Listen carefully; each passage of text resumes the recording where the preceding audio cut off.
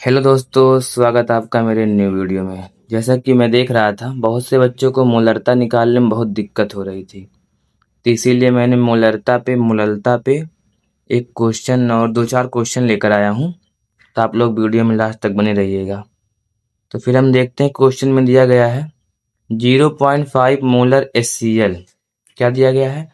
0.5 molar HCl को 250 ml विलियन में मिलाया गया है। तो HCl के कितने मोल, यानी पूछा गया है एन NaCl NaCl पूछा गया है।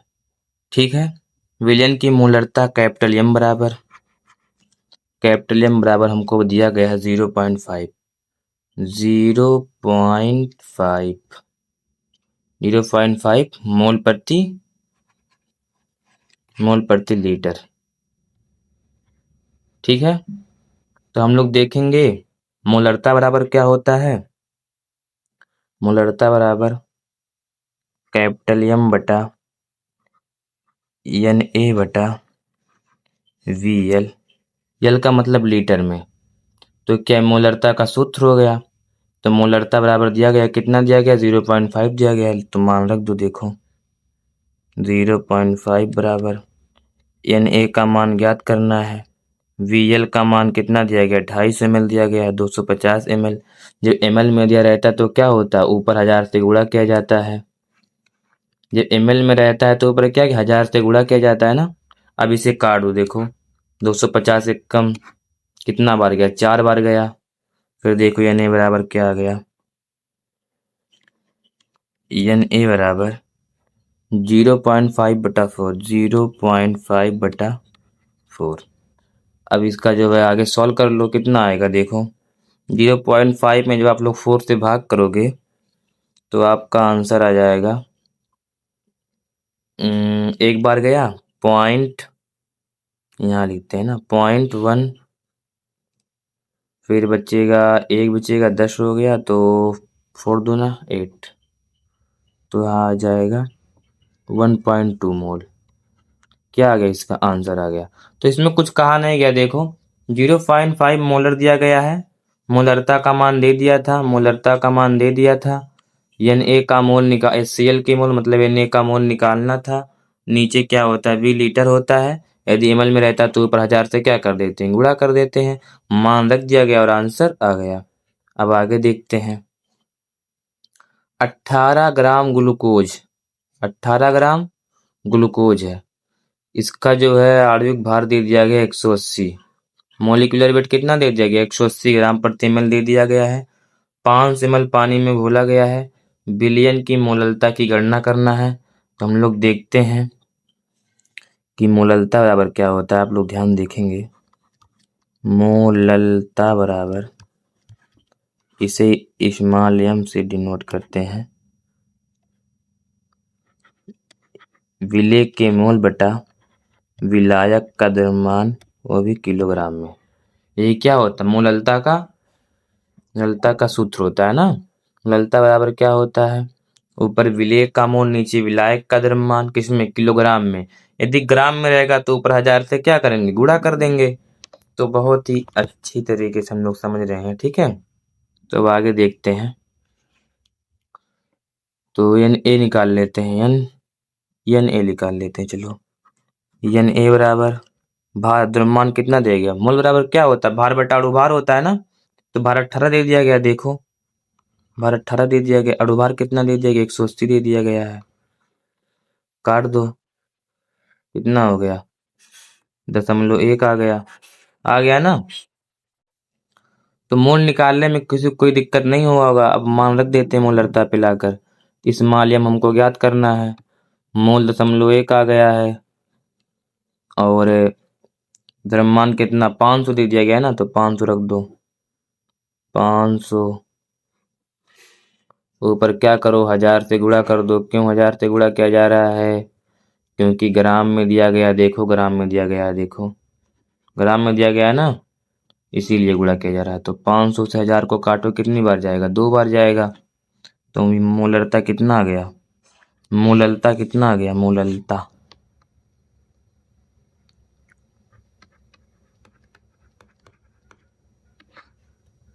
मोललता स्मॉल m बराबर आ गया 0.2। मात्रक क्या होगा? मोल प्रति किलोग्राम। देखिए मोल प्रति किलोग्राम मात्रक कहाँ से आया है? मोल प्रति किलोग्राम, किलोग्राम।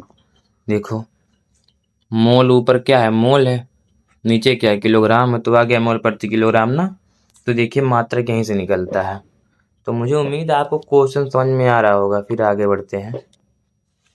देखिए इस क्वेश्चन में कहा गया है कि 2 मोल यूरिया कितना दे दिया गया? 2 मोल यूरिया 2 किलोग्राम पानी में घुला है। तो विलयन की मोललता ज्ञात करो।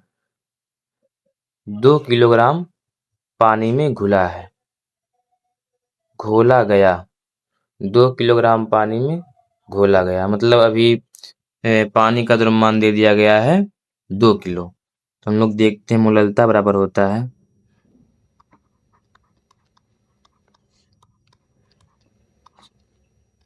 मोललता स्मॉल m बराबर विलेय का द्रव्यमान बटा विलायक का द्रव्यमान, किसमें? किलोग्राम में ना। तो मोल दे दिया गया 2 मोल।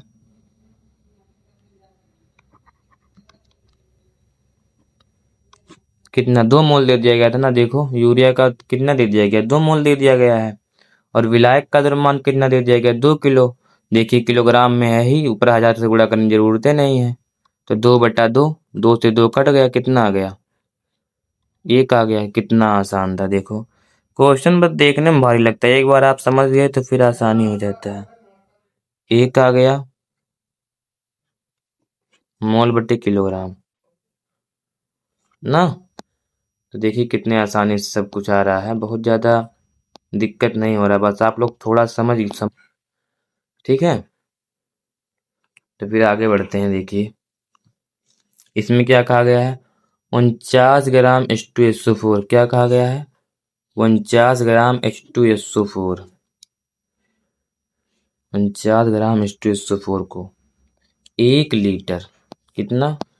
1 लीटर 49 ग्राम H2SO4 को 1 लीटर विलयन में बनाया गया है। 1 लीटर विलयन में बनाया गया है।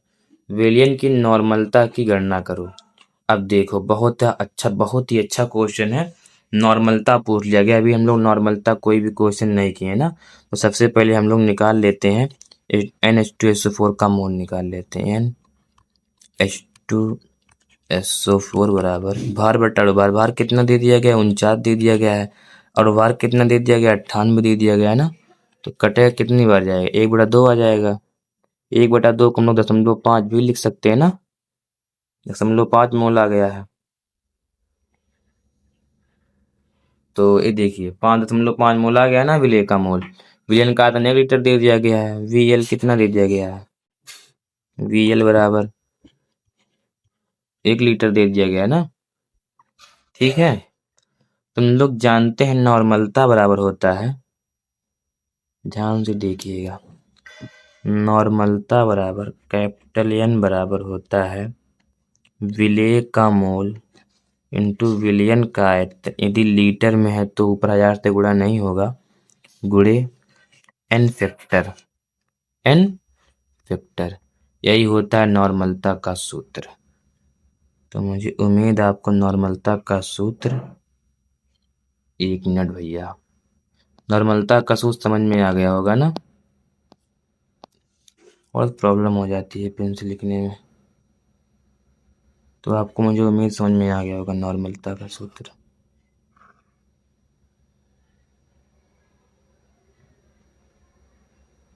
नॉर्मलता बराबर, ठीक है।